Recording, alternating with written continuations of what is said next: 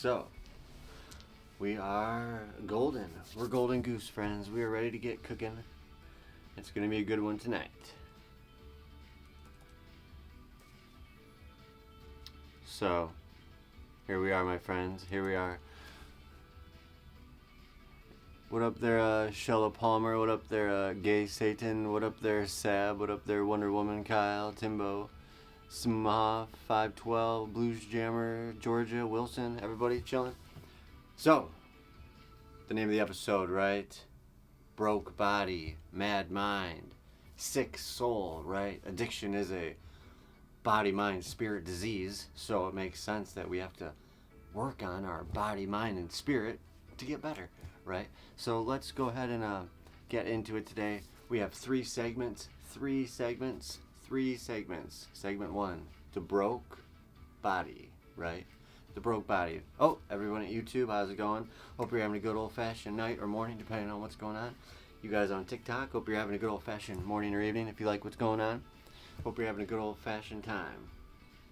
There's a moment, of course, a moment late at night when the lights are low. You know, the phone, it stops buzzing, right? The world finally calms down, it quiets a little bit. Your body, you know, stops negotiating with you, right? Doesn't argue, doesn't rationalize.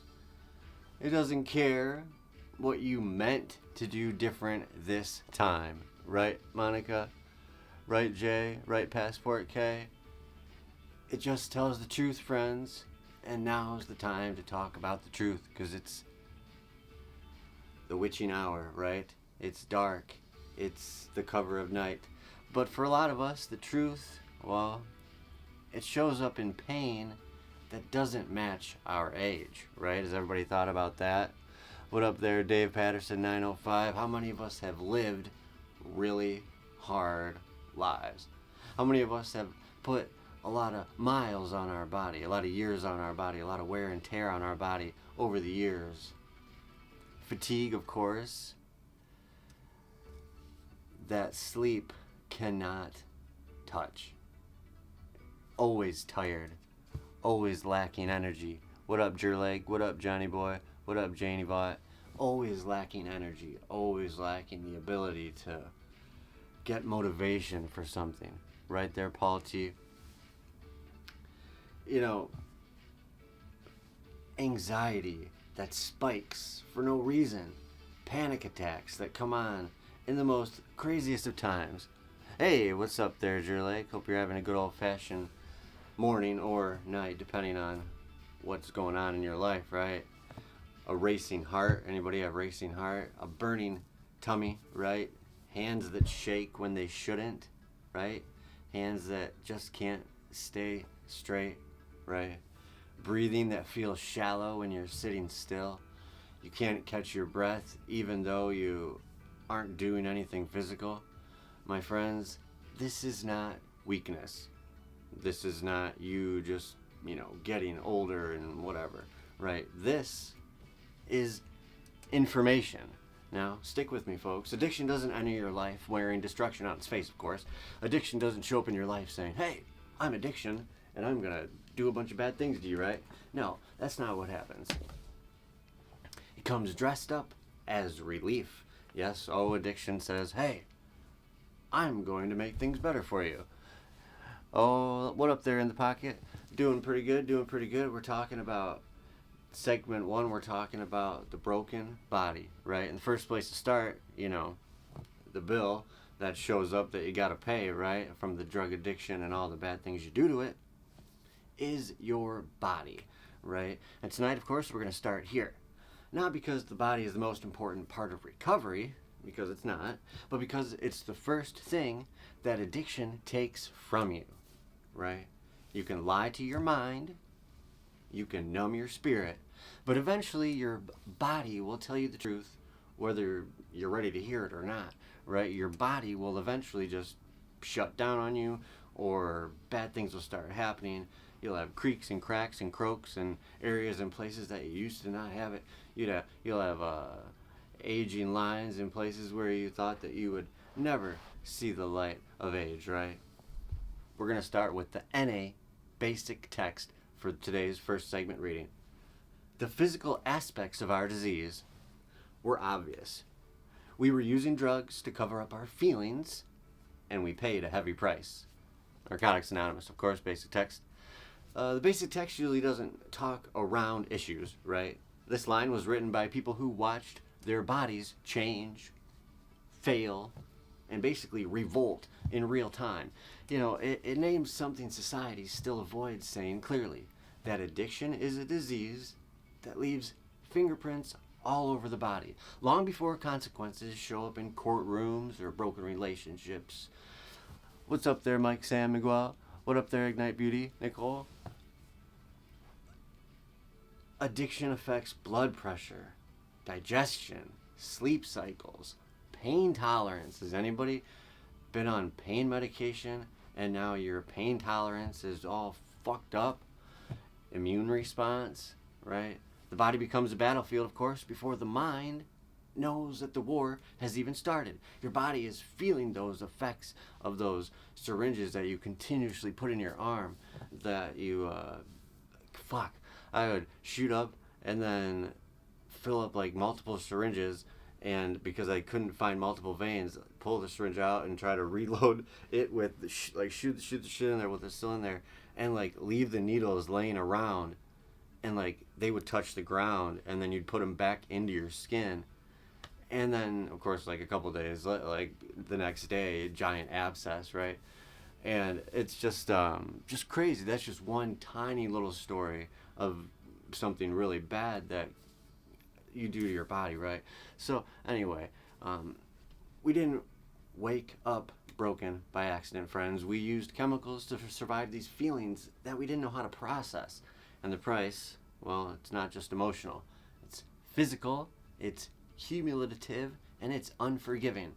Cumulative means that it adds up over time, right? So we're going to get into our key terms of segment 1.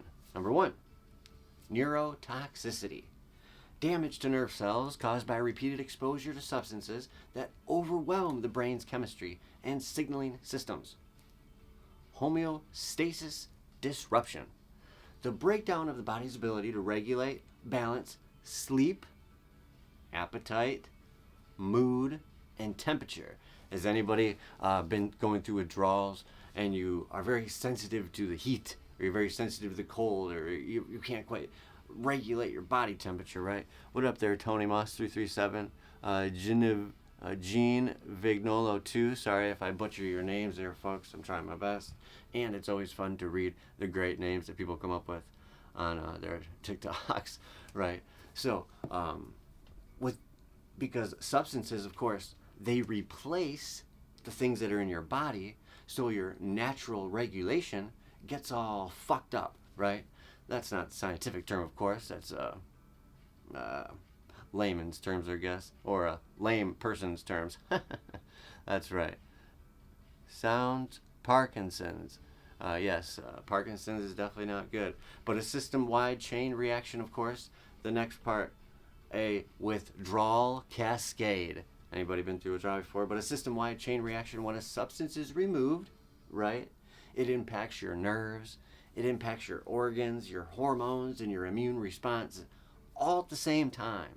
So it can really fuck with your whole body.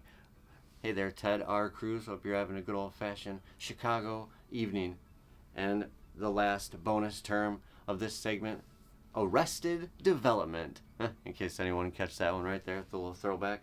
The interruption of normal physical and emotional maturation when substance use replaces natural growth processes, because it freezes development, of course, at the age or the stage where heavy use begins.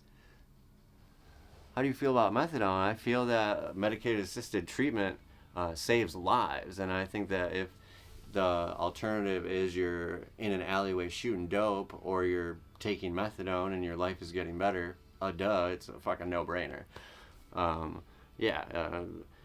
Honestly, if you have a opioid prescription, you can also get a medical marijuana card in Illinois under the Illinois opioid or alternative pilot program. So people can use marijuana as a gateway drug off of heroin. And we talk about one of the 4 pillars of double dog addiction is harm reduction. So if everything's relative, right? But of course you're going to find guys in methadone clinics, they'll be like, oh, that makes my teeth fall out, or oh, it did this or that. And I'm like, bro, fucking living on the street, never brushing your teeth, fucking eating shit all day. That's why your teeth are falling out of your fucking mouth, right? And I speak from experience, so I can say that shit, right? Aren't you a little old for this? Old for what? For what? Spreading the good news about sobriety and recovery? Get the fuck out of here. Anyway, we're going to get back to the thing real quick. The poison reality, my friends. What we're really talking about here is neurotoxicity. Repeated chemical exposure, right? Damages the brain's ability to regulate pleasure, stress, sleep. This is not about being weak, right? This is not about not being able to handle something, right? This is about nerve cells being overloaded, rewired, and of course, in some cases, permanently injured by substances that they were never designed to process. So when you put drugs into your body that are hardcore chemicals, obviously, they can fuck them up, right? So once that damage begins, the body, of course, it loses its internal compass. And that, my friends, is the homeostasis disruption. And that is just the balance of the cells, right? You know, so they're nice and even, right? So you don't sleep, right, when you're tired. You don't eat when you're hungry, right? Your heart races when nothing's wrong. Anxiety shows up without reason. Your body stops responding to reality, and it's responding to the chemistry, or the mixed up, messed up chemistry that you forced your body into, right? And look, we don't just talk shenanigans and lollygags and loop-de-loops here at Double Dog Addiction. We talk hardcore facts. So, according to CDC, synthetic opioids, of course, primarily fentanyl, how about this, are involved in over 70% of overdose deaths in the United States. And more than 85% of those deaths involve counterfeit pills. Now, how does this fit in with what we're talking about? Well, that means the poison is not just strong. It's unpredictable, friends. People are not choosing heroin, right? They're choosing what they think is manageable, and their body never gets that warning. So we're going to move forward to this. The National Institute on Drug Abuse reports that regular opioid use can reduce life expectancy by 15 to 30 years. Crazy, right? That loss, of course, it doesn't all start at once. And we're talking about the body here, the damage to our bodies. Look at this. 15 to 30 years it can take off your life. That's crazy, right? And it's not like just one day you shoot up heroin, and then now you're like the next day like living underneath the fucking bridge. That's not how it works, right? The choice of poison, I initially got started on pain medication because the military just loads you up on that shit, and then the world decided that they were going to cut everybody off, and they didn't send you to rehab or make you explain why you were going through withdrawals. So then we went and got street drugs, of course, because there are people out there that are willing to cheaper. Yeah, and so goes the story of millions and millions of other Americans and veterans, right? So prescribed a medication, the system fucks you up and then leaves you for fucking dead, and then everybody says, it's your fault, you're a piece of shit, you should just say no. So, you know, fucking ridiculous, right? If you're on, methadone is not a bad thing to be on. If the alternative is heroin, or, well, it's not even heroin anymore, it's fentanyl. So tell your friends, I'm not a heroin addict, I'm a fentanyl addict, because that's what it is. Anyway, let's get back to this, friends. The body flooded with chemicals, of course, during key growth years.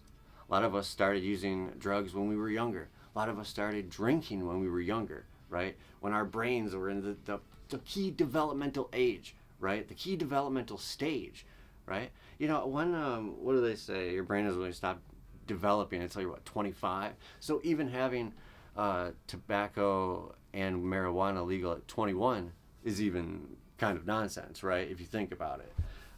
If you really want to go real logic about drug legalization, like legalize that shit, tax it, because we know that laws do not make drug addicts, right? We know that addiction is not you don't make more drug addicts because a drug is there, right? The drug is there because of the drug addicts, right? Get rid of the drug addicts, get rid of the drugs. So anyway, but no one wants to talk about that. I mean, we could get rid of drunk driving deaths, put a fucking breathalyzer in every car. It wouldn't be that hard to do, but there'd be a lot of people that would not make a lot of money, and a lot of lobbyists and car people, politicians wouldn't like that type of shit. But anyway, let's get back to what we're talking about. Withdrawal, arrested growth, and punishment. When the substance disappears, right, the damage, it does not politely fade.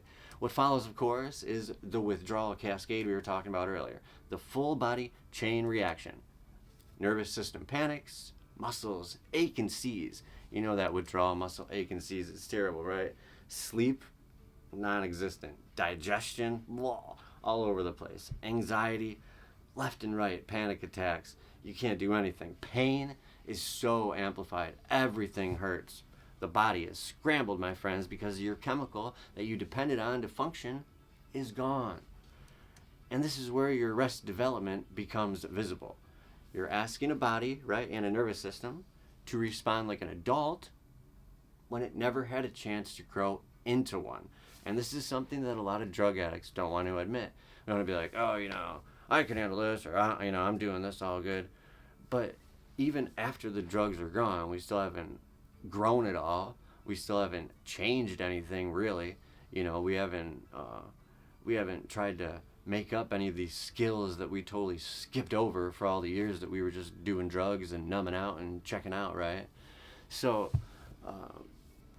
what are you going to say? You can't fix a problem until you admit it, right? So, the skills, of course, weren't learned because our substance handles everything. Stress? Let's use a little bit. Bored? Let's use a bit. Afraid? Time to use. Angry? Let's use to get rid of that. Joy? Let's use to celebrate, right?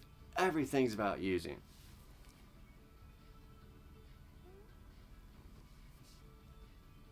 Oh, they definitely taught us bullshit in school with the just say no. I'm from that generation. The fucking DARE program and all that bullshit. And they're just like, drugs are bad, okay? I think South Park said it back. John Hopkins researchers found that people released from incarceration for drug-related offenses face a 40% higher risk of overdose within the first 2 weeks. You know why, my friends? Because you haven't been on your drug for a little bit, and so you go out there and you think, oh, I can just use my drug the way that I always used it. But you can't, because your body is not used. So my drug therapist taught me this one, that your body, we all have our drug addicts, we all have our routines, right? We have our using rituals, right? And so when you're prepping, and prepping all your shit, or going to buy your stuff, or prepping your needles, or burning up, or whatever you're doing, your body it's like the physiological preparation for it. It's preparing for the drop in heart rate, or if you're a crack smoker, the raise of it, right? Your body is preparing for it.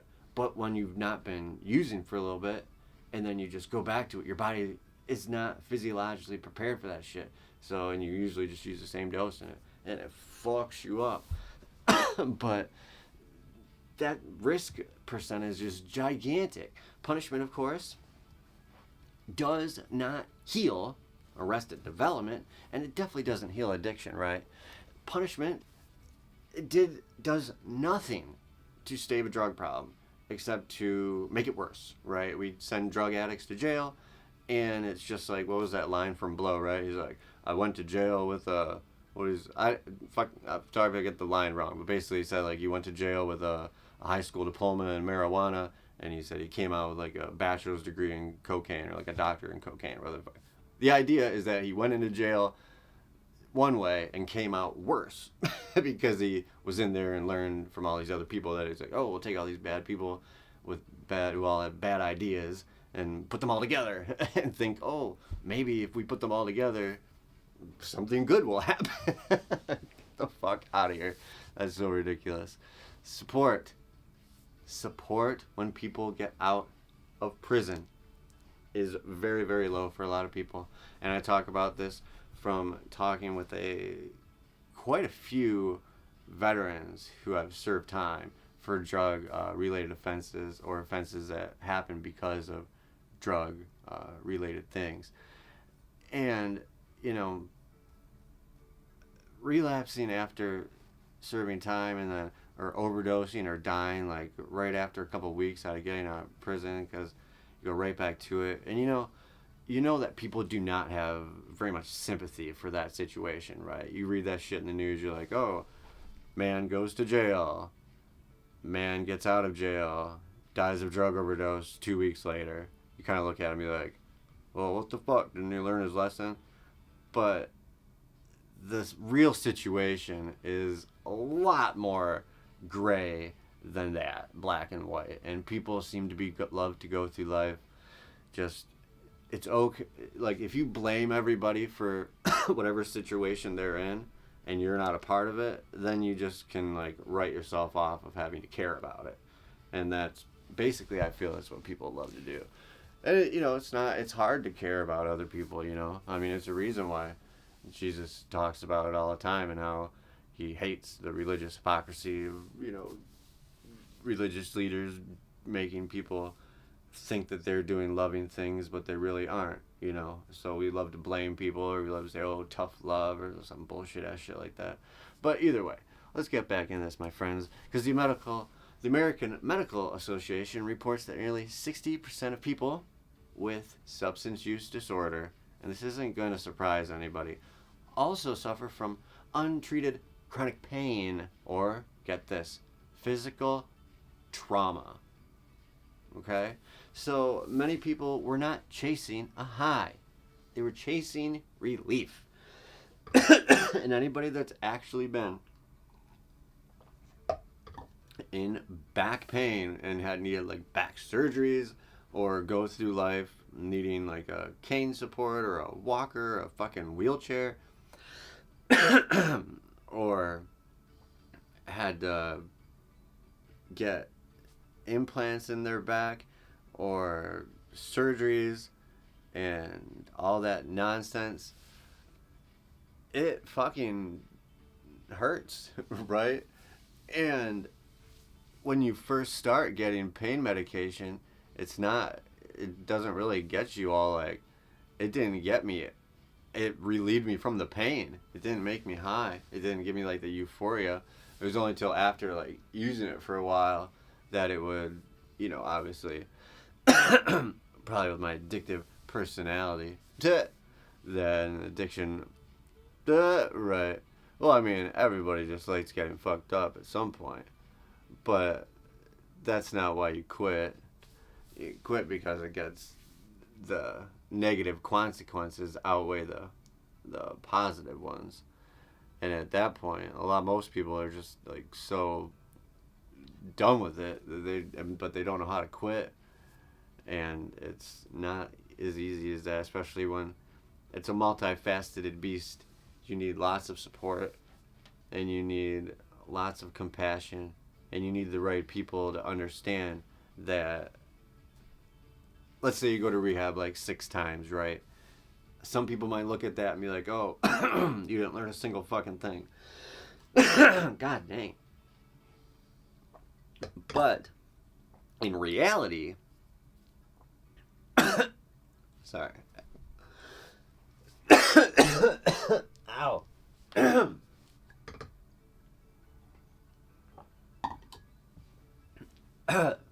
You talk too much and my throat gets dry. Sorry. Ugh. Like I was saying, you don't fix arrested development. You don't fix people by punishment, right? You fix it with time. You fix it with structure, compassion. You have to give people a purpose. You have to give people something to follow. You have to give people little successes. And you have to give people a fucking break, right? And you have to do it with people that understand what's going on.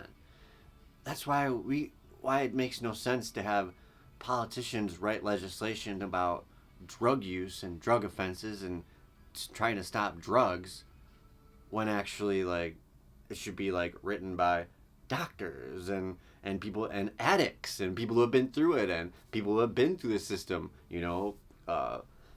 felons, right? People who are actually through these systems that are like, these are the fucking issues and we need to get this shit changed, right? And that's just in a grand scheme of things, right? That's not any which way party. That's just in general, right? If we want things to get fixed, we should really have people that know, like, it's about it, working on it, But anyway, that is why one addict helping another matters, right?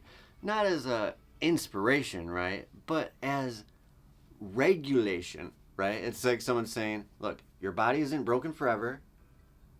It is paused, but we got to get it restarted.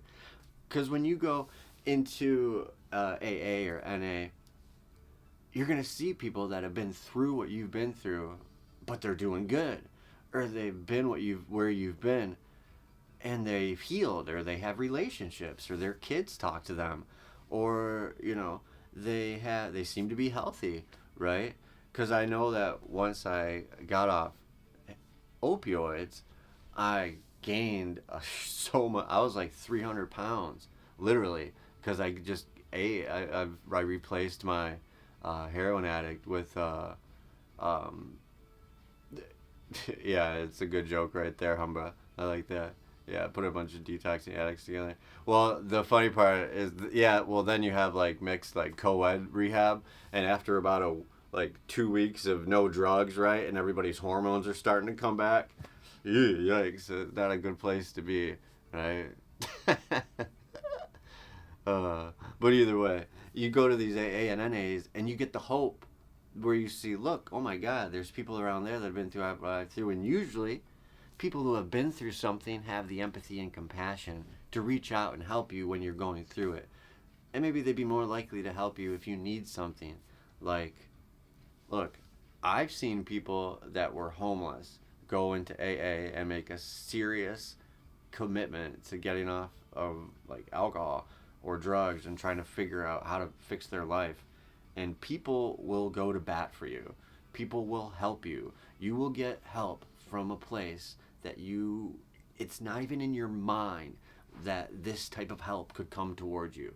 It's like they said in the literature, there are situations that used to baffle us. That's a misinterpreted quote a lot of times. A lot of people think it means, oh, this is just a decision that I can't quite understand. Situations that used to happen and we're like, oh my God, what the fuck is up with this crazy ass situation? They won't happen anymore. Or they'll happen, but they're in the way of like, wow, this is really good. Holy shit, right? You're like, I can't believe something so good is happening right now. Because I tell you what, man, there's been times when everything was just really bad. But look, addiction, it takes your body first, of course, because it's the easiest target, right? Once your chemistry is compromised, well, everything else follows. Relationships, they strain because energy disappears, right? Relationships can strain because the attraction or drives aren't there anymore, right? Relationships also strain because emotional connections don't connect, but we'll talk about that in the next part, right? Emotions, we'll get deeper into that, but they flatten because your nervous system is exhausted because it's all flooping and flipping everywhere, right?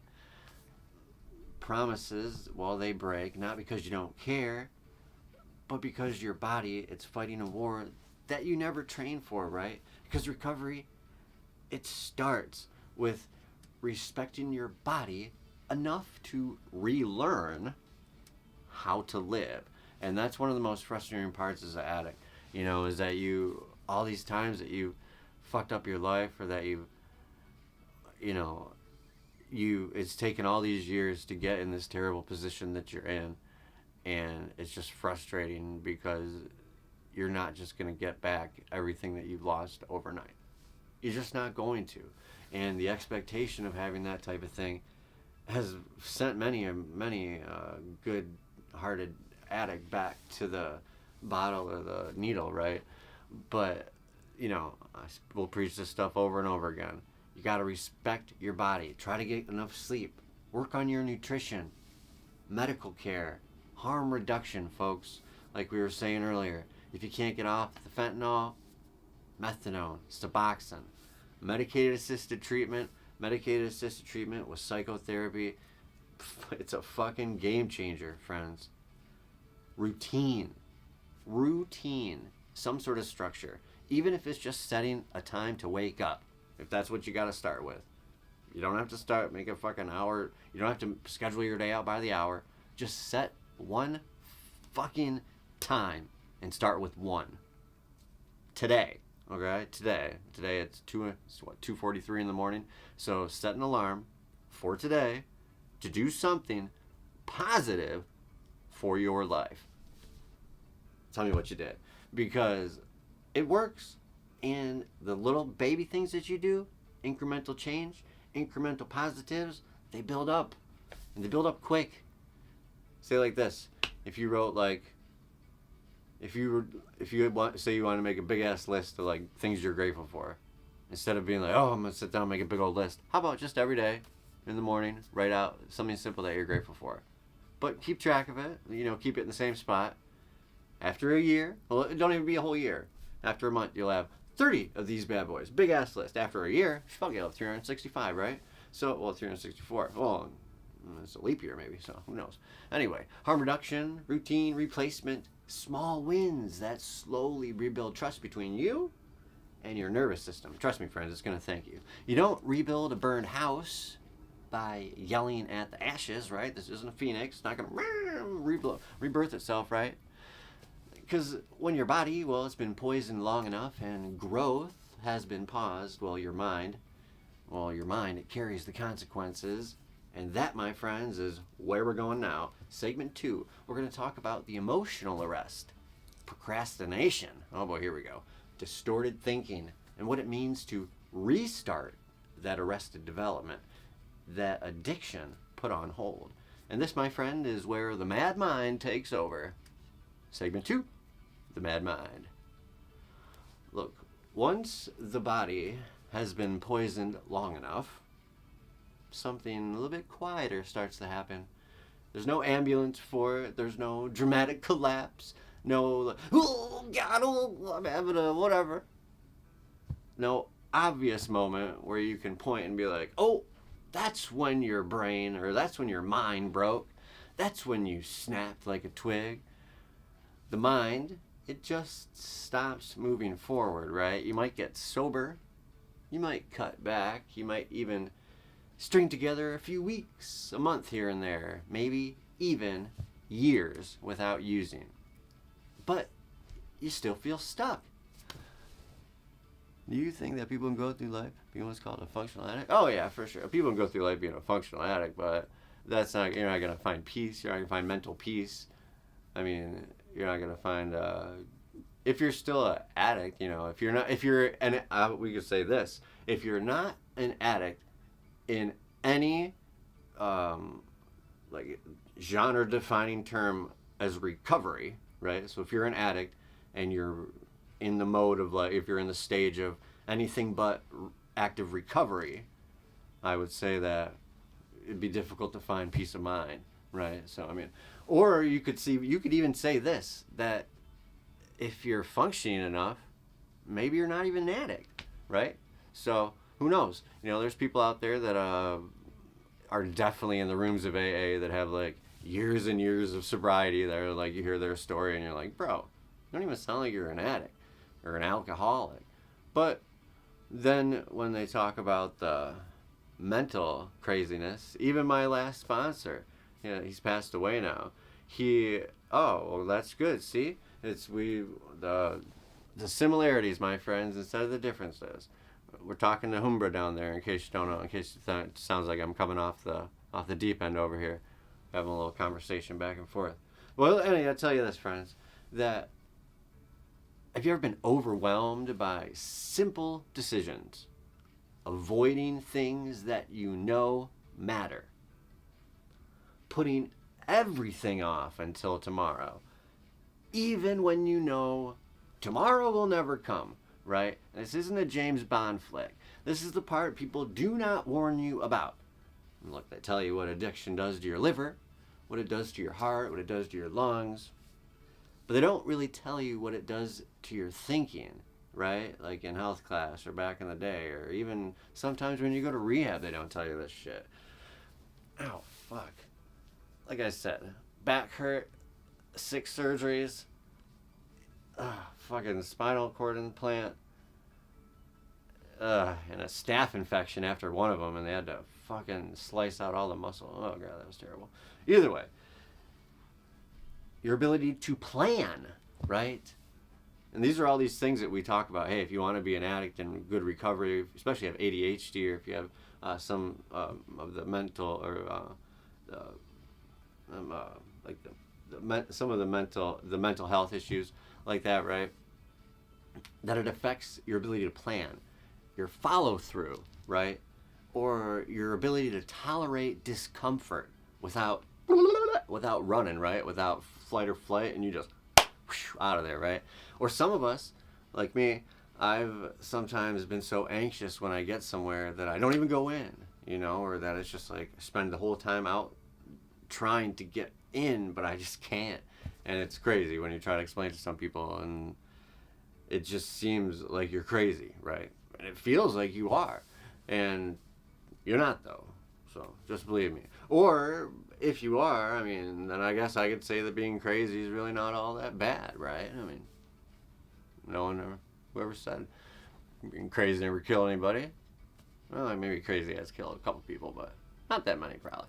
Anyway, your motivation, kaputs, your emotional age is, whenever you started.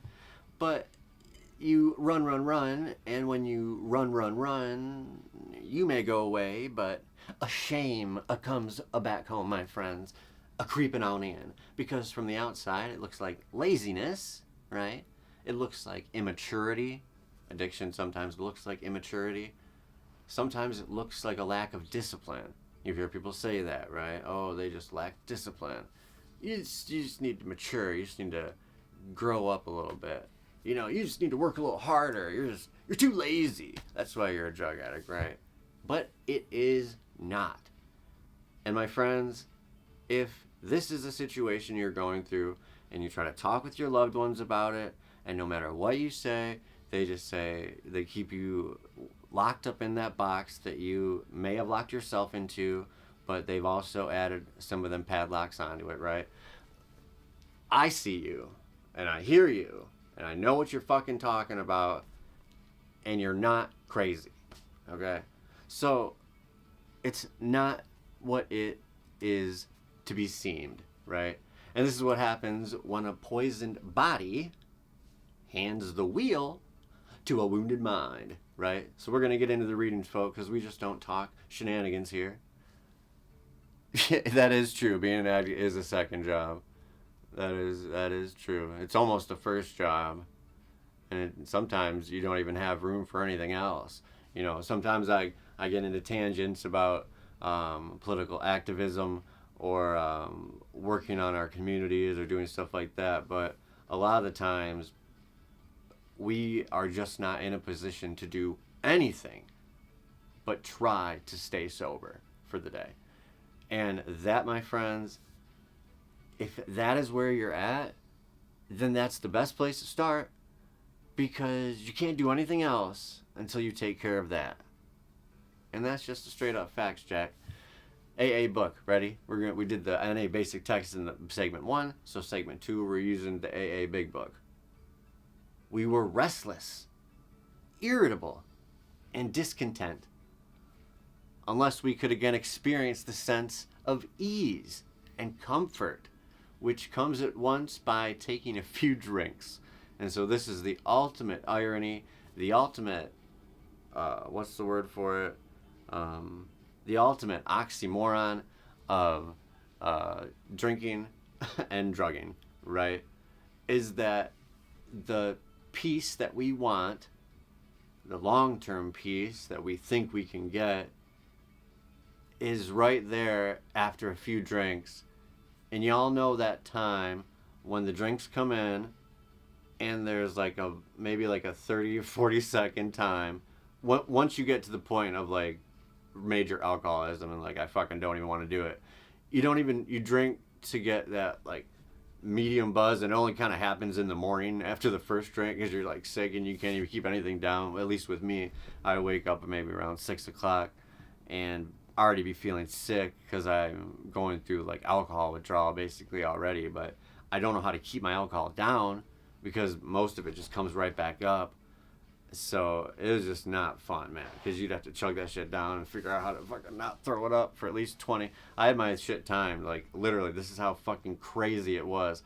I knew that when I took my drink, I could start my stopwatch on my phone, and by minute 23, I'd be feeling the effect of the alcohol, and then I would start to feel a little bit better, and then I could maybe possibly start planning my day, right? And that is fucking alcohol addiction, my friends. It's no fun. It's difficult as fuck to get off of.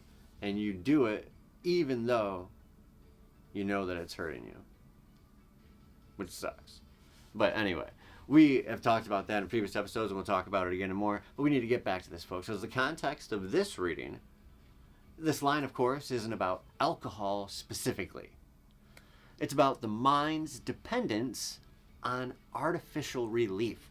It's about the mind's need or the ability of the mind to get its relief from something that's not real, from something that's not like naturally made by like us doing something or being something or the type of good relief that we get from living a life of purpose, the good relief we get from doing something with our God-given gift that everybody has. We just have to figure out. Hey, Humber, have a great one. Nice chat. Have a great sober day to you as well, my friend. And hopefully I'll see you here the next time you're on. Restless, irritability, discontentness. These, my friends, are not personality flaws, right? These are symptoms of your reward system that's been rewired to a reward, unreward, unrewardable, rewardable, unrewardable, wardable, right? Right? You know what I'm saying? To paraphrase, folks, without chemicals, our minds, they feel raw.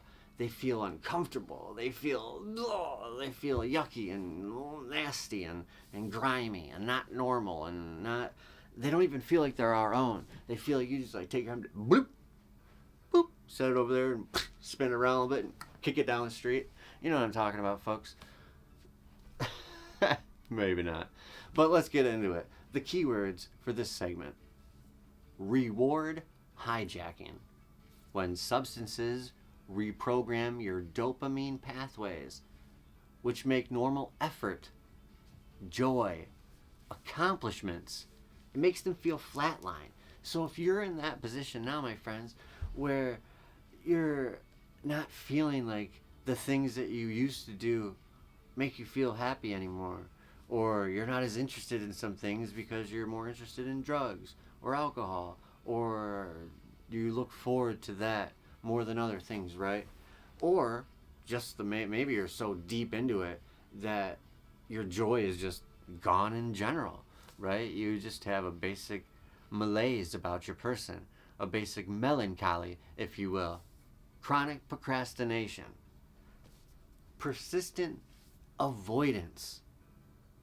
Persistent avoidance.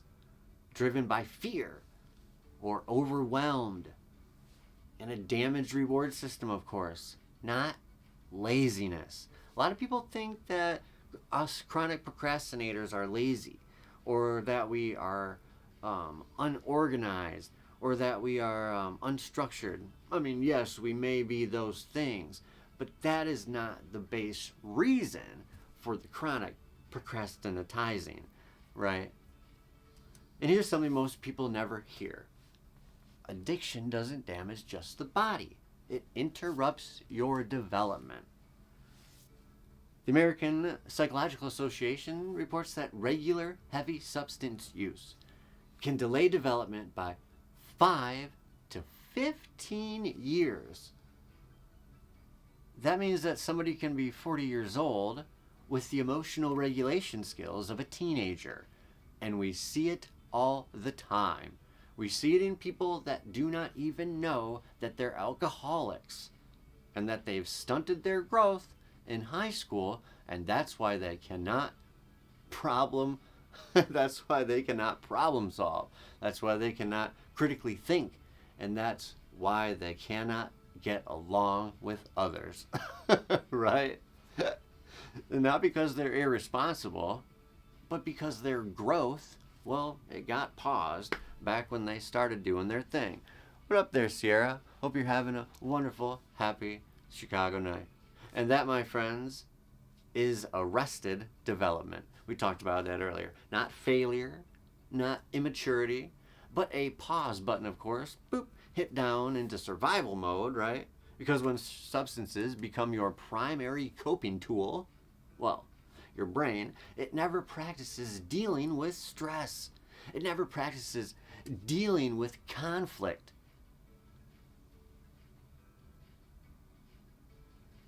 Yes, and people are born into easy peasy, lemon squeezy lives, and they never see any type of hardship. And then some people are born into a life where every fucking situation is a hardship.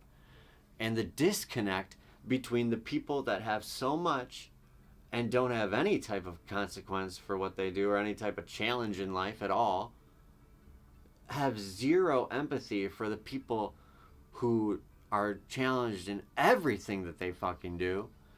And the reason is money. And so, come on.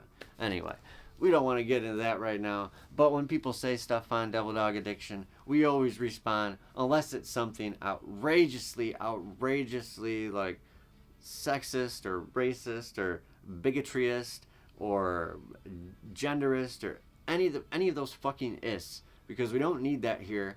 And I'll call you the fuck out on it is what I'll do, or we'll just ignore the shit out of it. And either way, if you say something nice, we'll get it going. Yes, it is a nightmare, because if people are not taught at a young age that, like, the value of a dollar, number one, or that you need to work for things to get them, or that when you give people things for free, they don't value them, you know. But also, on the other side of things, when people don't have anything, sometimes the only thing to do is give something to someone for free, right? But also, I guess not really free, because you'd want to have like stipulations and like paperwork and shit like that. But either way, we don't need to get in that shit right now, because we're talking about sobriety. And this is why getting sober doesn't automatically make life easier. I'll say it again, folks. Chemicals, well, they step in and they help you out, smooth things over a little bit, right? Numbs the edges. But your mind, it never learns these skills, right? So when you do finally get sober, when you do finally get clear, when you get all clear-eyed and, you know, bushy-tailed, right? Oops, sorry, I gotta fix that little thingamajig.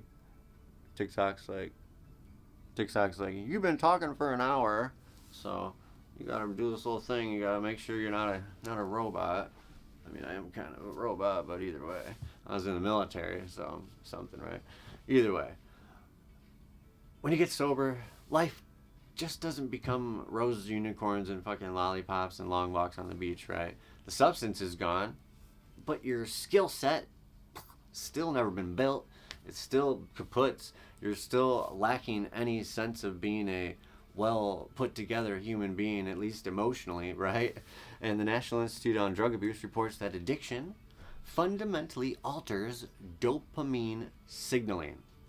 And this is why I wish that I could beg young people to not start a lifelong heroin or fentanyl addiction, because it changes your dopamine signaling forever, and it changes the way that you interpret happiness and sadness forever. And I can tell the difference daily, and it's something that you have to fight with all the time. And it gets a little bit less as time goes by, but it's never gonna, I don't think it'll ever be the same. And it's just it's frustrating. But either way, your brain, it gets trained. It gets trained to expect fast, intensive payoffs. It gets trained to be accepting of the instant gratification moment, right? So normal life, normal work, an 8-hour workday, right? Waiting, for a paycheck instead of, selling a bunch of drugs and getting a big ass wad of money for like no work at all, right? Relationships, they don't seem entertaining. They don't get you going as much as they used to, right? Routine, well, fuck routine, fuck schedule, fuck structure, right? That's everything that you hate when you're in the midst of this shit, right? Responsibility. It feels dull, it feels heavy, and it feels unrewarding. But you're not unmotivated, my friends. You are understimulated by a brain that's been taught wrong reward math.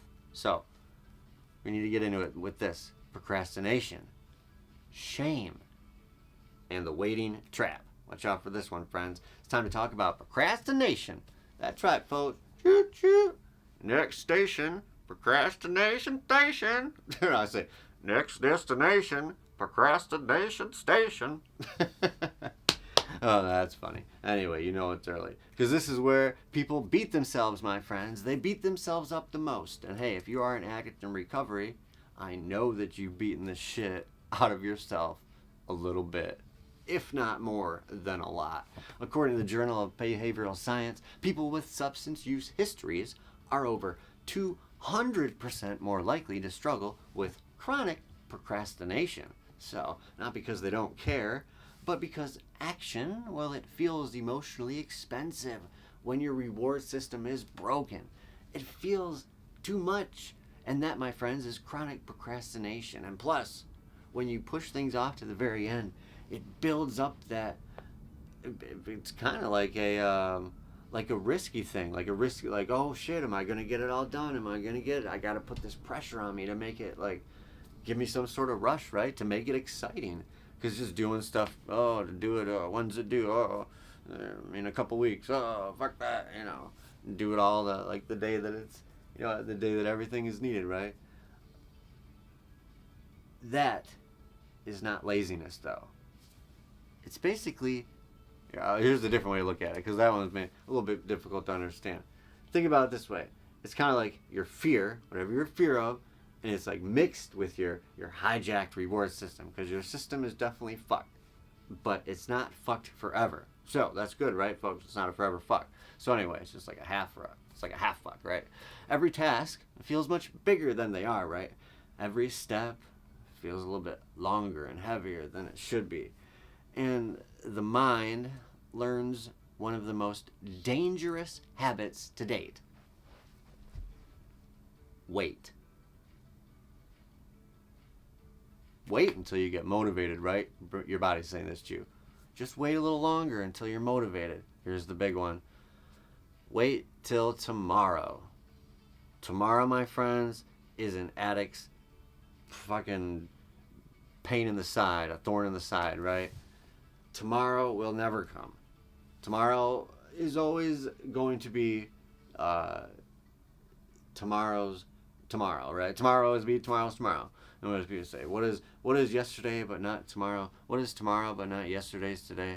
I don't know what the fuck these people are talking about. But I'll tell you this, is that if you're an addict and you're worried about tomorrow, you might not have it tomorrow, right? The National Survey on Drug Abuse and Health says that over 70% of people with substance use disorder also struggle with untreated anxiety and depression. So most of us probably knew that, but we didn't know that the number was so high. 70% over. Crazy, right? So these statistics aren't separate from the people who suffer from the chronic pain like we were talking about earlier. So that a lot of these people are going to overlap, you know what I'm saying? A lot of these people have chronic pain, anxiety, and depression. As we were talking about earlier, how it fucks up with all your different systems. So it's a mind, body, and spirit attack on you, my friends. You want to do better? But thinking about doing better sometimes feels overwhelming, does it not? So what do? We avoid. And then what happens when you avoid? You feel guilty. And then that guilt, well, it fuels more avoidance, and that avoidance fuels more guilt, and then that fuels more avoidance, and more guilt, and more avoidance, and before you know it, you're just no good avoidance, guilt-ridden machine, right? But it's time to say no thank you before shame. Shame steps in and says, hey, guess what, buddy? You're not just bad. You are broken. You are fundamentally dysfunctional, right? Like you don't form or you don't perform your function as a human, and therefore you are bad. And a lot of us in active addiction just go around feeling that 24/7 underneath whatever fucking mask that you put on for the day to survive or cope to get along with it, right? But you're not broken. You're under fucking trained. And that's why we're here, to get some motherfucking training. Swing! So let's get going. Punishment does not fix this. Shame, it don't fix it either. So yelling at yourself, get rid of that shit too. You don't shame a mind into maturity. You don't fear fact somebody into positive incremental change, right? And that's why one addict helping another matters here too. Because someone who's been through this can say what? They can say, yeah, I couldn't start things either, but I had to learn how. And just like we say, oh, the next generation fucking sucks, or all these young people are no good, oh, this, that, or the other. Friends, if you have an issue with the young people, or people younger than you, it's our fucking fault, because people just do what they're shown, and they imitate. And even we can say, do as I say, not as I do, all day long, but until we start doing the right thing and valuing the right things and you know, supporting the right things with our actions, not just our bumper stickers or what we fucking say at church, right? One day a week. Come on. A poisoned body, of course, it creates that stalled mind we were talking about. In a stalled mind, well, it convinces you that waiting is safer than trying. And that's how people get stuck in those years-long holding patterns, resting upon your laurels, right, folks?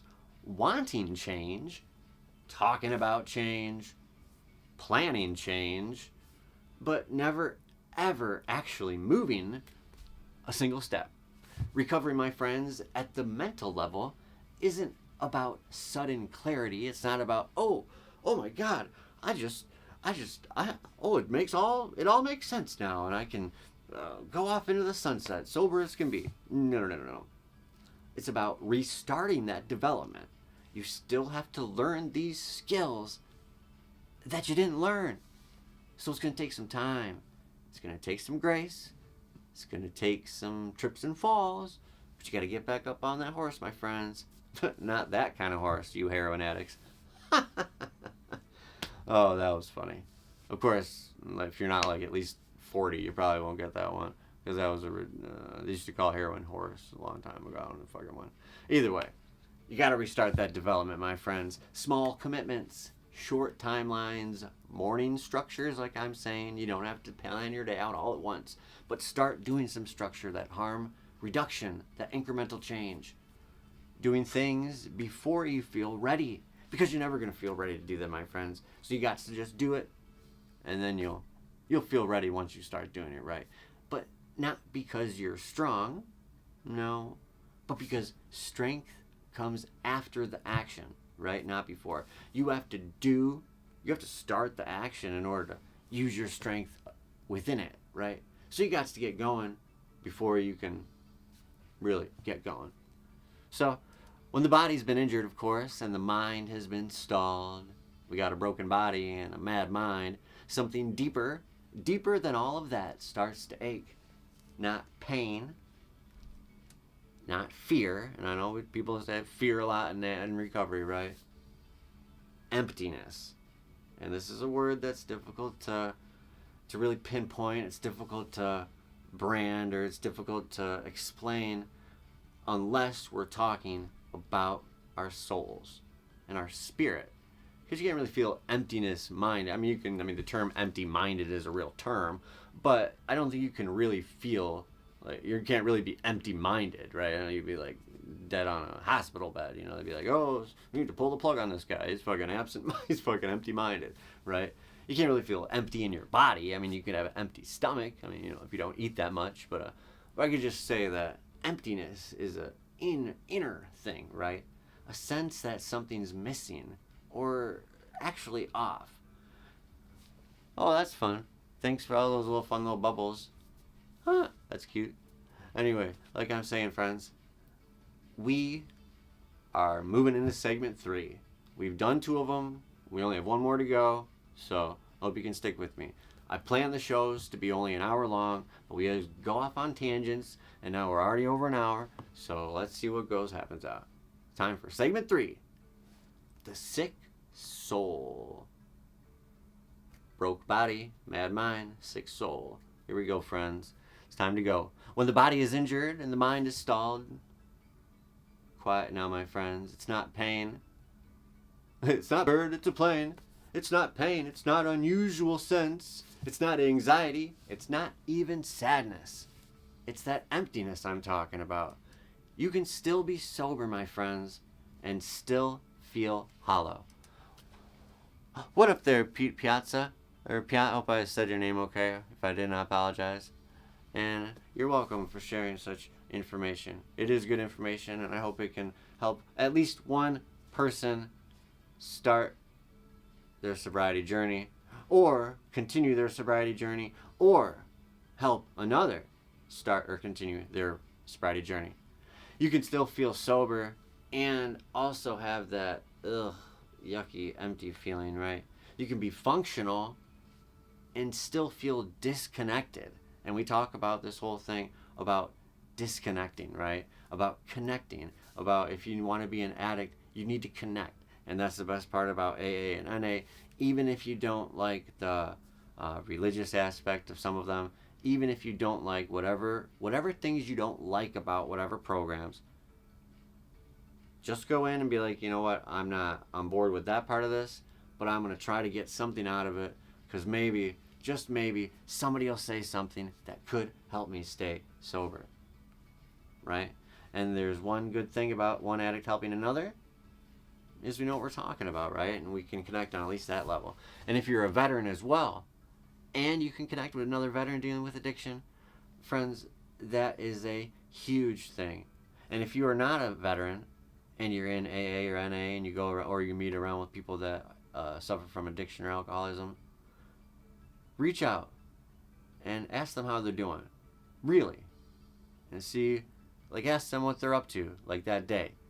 Take them out to lunch or something, or just buy a cup of coffee, or just ask if they want to have a talk outside, because 17.5 veterans kill themselves a day. It's fucking crazy. It's insane. It's not cool. Men and women give their everything for this country, and then they fucking end up feeling like they don't have enough support. They have to kill themselves. Not cool. Anyway, I don't want to get stuck down that road. It made me feel all sad and start crying. But we're talking about the soul here. When we talk about the soul, it's some spiritual shit, some deep shit, some real stuff.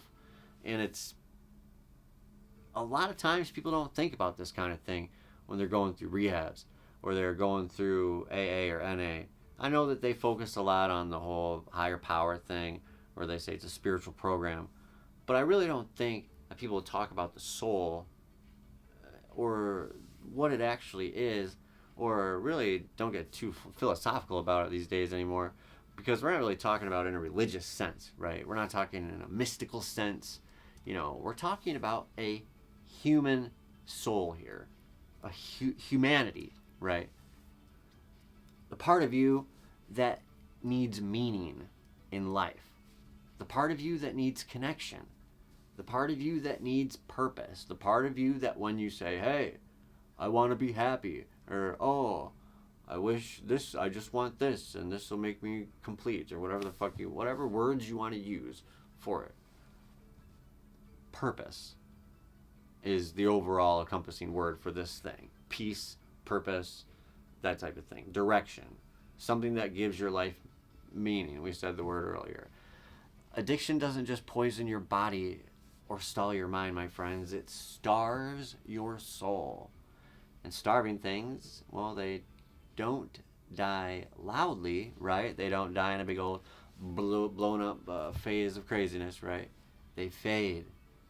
That's kind of what happens with our humanity when the more we use and we break apart our soul a little bit. Our humanity kind of gets flushed up all within there, right? It's still in there. It's still in there. It's just not together. You're broken up. It's all around. It's all in different parts, you man. It's all, philosophically speaking, of course. So we're going to stick with the AA book for this one. We are not cured of alcoholism. What we really have is a daily reprieve contingent on the maintenance of our spiritual condition. So we're going to, first we'll talk about the context of this one. This line is oft misunderstood. It's not saying that you're broken forever, right? Actually, I'm going to read it again because a lot of times people don't get to read it the first time. We are not cured of alcoholism, right? So just that first little sentence. We're not cured of it. So it's not like it's going away. It's not like some of these diseases, like you get a vaccine or like polio and then you just don't get it, right? Or like chickenpox or some shit. No, it's not going to happen. We really get is a daily reprieve. You hear that shit? People say it all the time, but no one ever explains it to you. A daily reprieve. If you're not like an English major, you don't know these words, it doesn't make any fucking sense at all.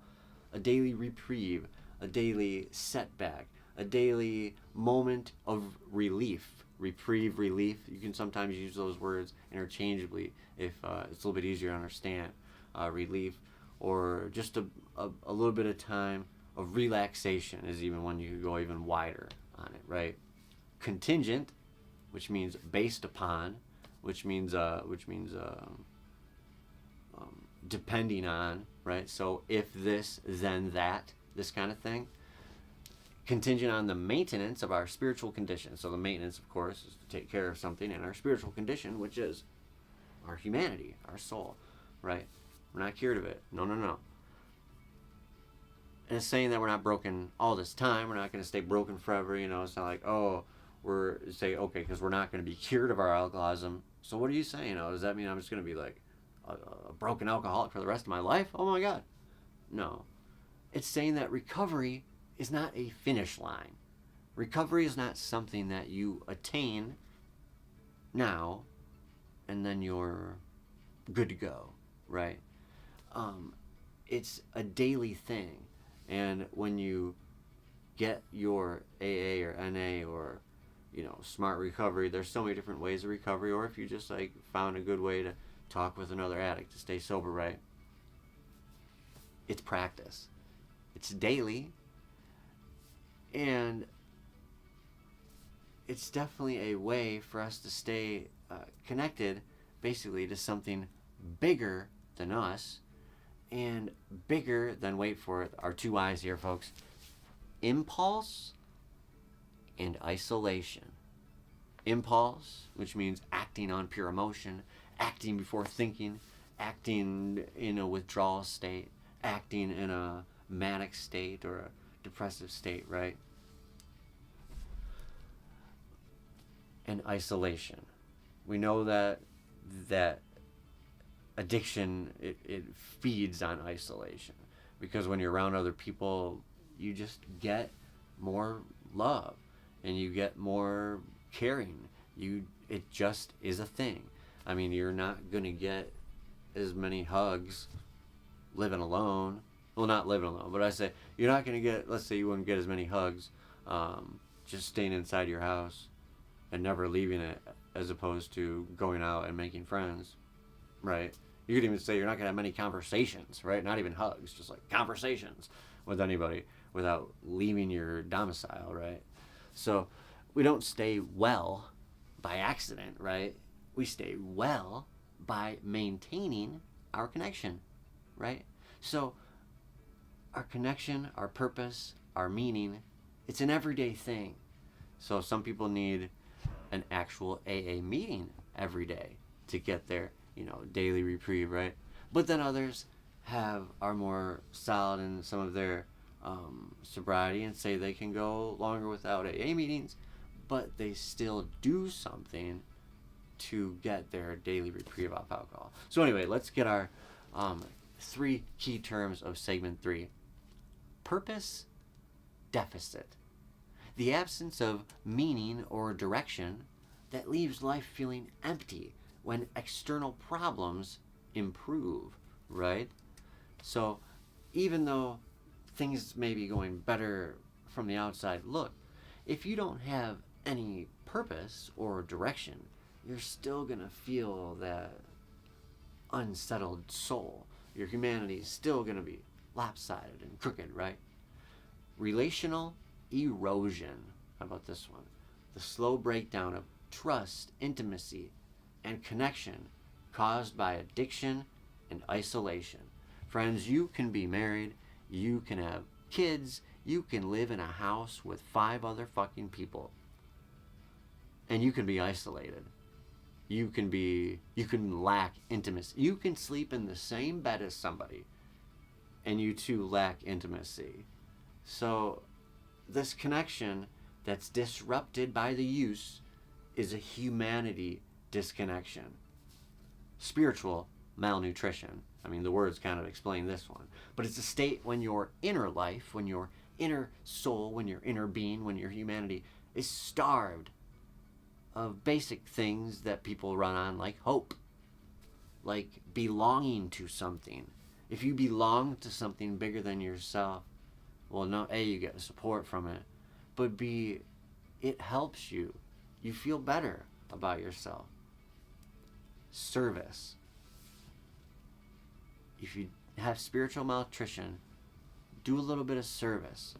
It's one of the only things in the world that gives more to you when you give to it, right? They say that like energy, right? They haven't had like an engine, right? That when you put things into it, doesn't come out as put in. Well, I tell you this, friends. This is like would that be a fission reactor, a fission or fusion, whatever the fuck it is. I'm not a scientist, but you know what I'm saying here, folks. What I'm saying is that you can boost up your service and meaning, right? And when you do service, your meaning will boost and your purpose will boost.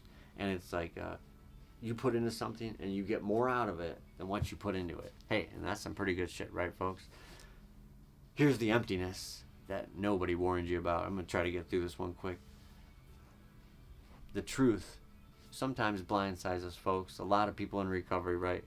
Getting clean does not automatically mean that life is going to get good.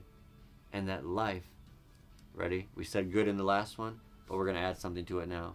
It's not instantly going to give your life meaning. Right? You're like, oh, fuck. I thought when I got off all the junk, I got off all the shit, and I got a little clean time under my belt, I'd instantly feel like I could, I thought I was going to find my purpose, or like God was going to, speak to me or show me doors, or my higher power was going to do this or that or the other. That, my friends, is the blind side. After the pink cloud, after the moment of like, oh, I did it right. But getting rid of this, the emptiness, right, is just getting rid of noise. So when this noise is gone, maybe I'll try to explain it like this. When you are using, right, you're creating that spiritual noise. We talked about it in the body. It's like the poison in the body, and in the mind, it fucks with it the way that we talked about it did. But in your spirit, it's the noise. And when it's gone, whatever's not there, it becomes very obvious. We talked about in the body, when it's not there, you go through the withdrawal, right? When your spirit's not there, you have that purpose deficit. Not depression, not failure. It's like when people's like, I'm not mad at you. I'm just disappointed, right? The absence of something to move towards. And that's what we need to get, friends. If we can get one thing out of this, is that we need to find something that we can look towards, right? I don't say, oh, you don't want to live in tomorrow, but you do want to be excited about tomorrow. The Harvard's Recovery Research Institute found that people who engage in purpose-driven activity, service, mentoring, creative work, are twice as likely to maintain long-term recovery. And if there's not one thing that addicts want, wouldn't it be long-term recovery? And like I said, friends, these statistics that we say, I specifically pick out ones that we can stack upon one another. This isn't like Jewel Osco, my friends. You can stack receipts here, or not receipts, but coupons, right? You can stack coupons. You can double down on these coupons. Addiction collapses everything inward.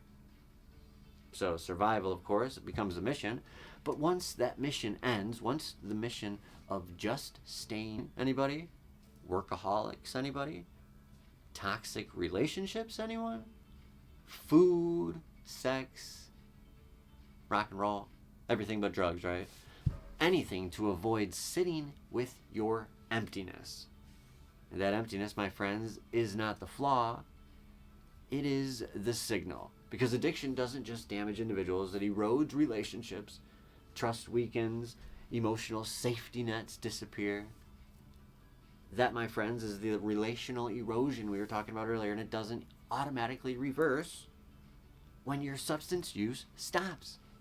According to SAMHSA, which, the substance abuse, mental health, substance abuse people in recovery with consistent community support are 5 times more likely to remain sober. 5 times. That's 500%, folks. Not because community fixes everything, but because isolation will kill it slowly, if not quickly, right? Addiction thrives in secrecy. It thrives in secrets. It thrives in the lies. It loves it. Recovery, it thrives in the connection and truth and honesty, because that's what real connection is. You could say, oh, you could lie to people, right? Well, then you're not really connected, are you? Yeah, deep, right? And here's the part that we don't say enough. Many of us are spiritually malnourished long before we ever use a drug. Yeah, now that's crazy, right? So what happens when you're already spiritually malnourished and then you become an addict and you double down on it? Oh, yikes. Well, we live disconnected lives in disconnected systems. We measure success by productivity instead of meaning. We measure success by the gains of things instead of the gains of people.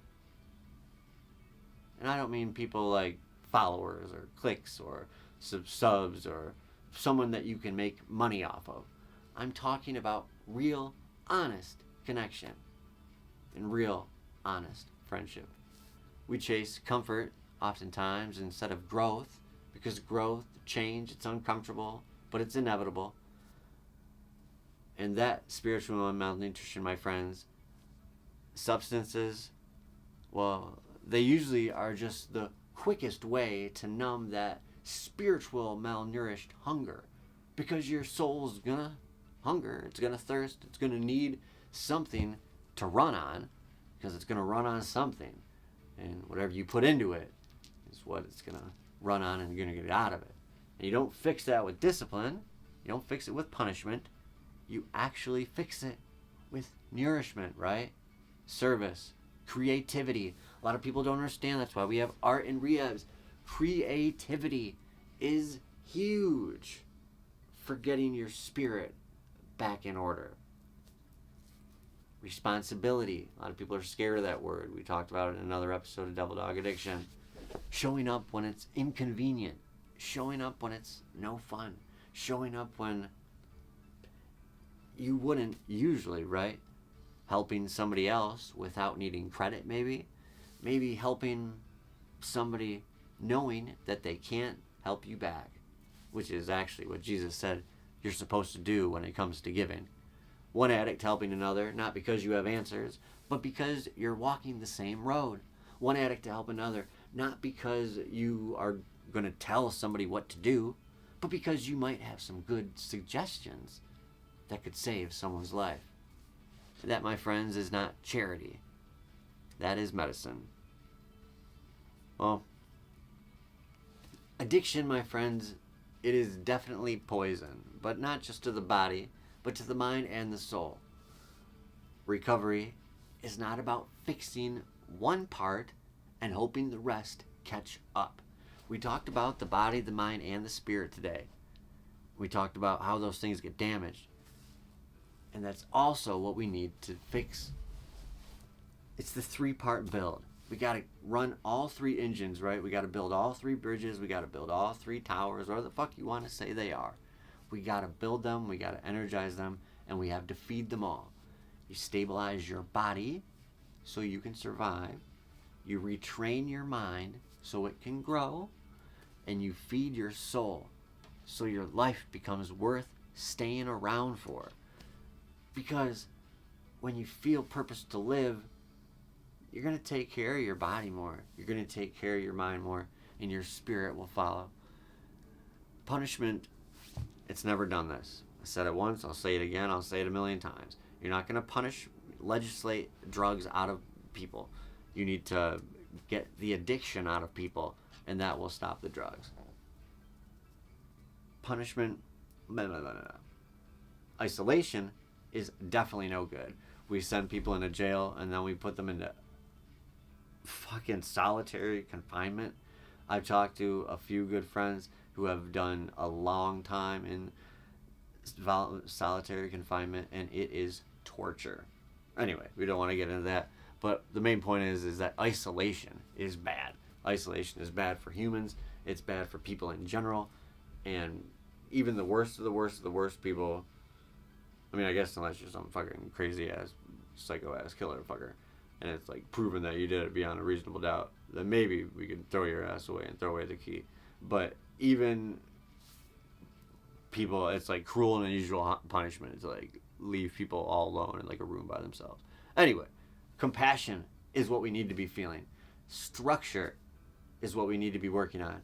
And community is the one thing that can help build that. Purpose, of course. And maybe the most important truth of all, you don't got to do it all today. I know we talked about 1,000,001 things today, maybe 1,000,002. We probably talked about more things than I wanted to, but hey, we've got to get it in, and all of it seemed to make sense. You just have to do one thing today. At least, right?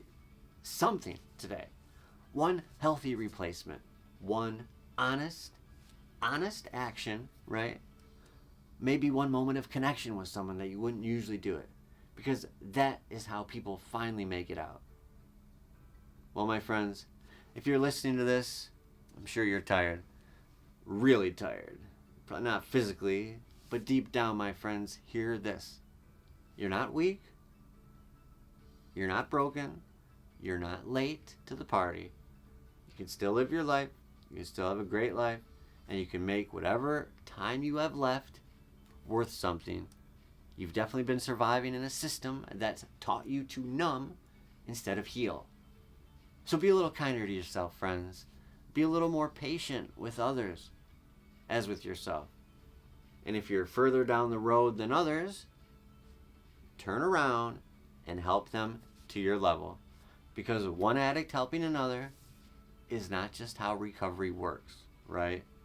It's how recovery turns into a world that we rebuild, into a world that is no longer something that's been sick for a very long time.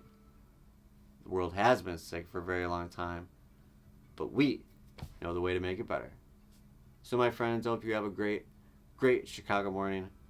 It's almost 4 o'clock, so go take on the day, and I'll talk to you later.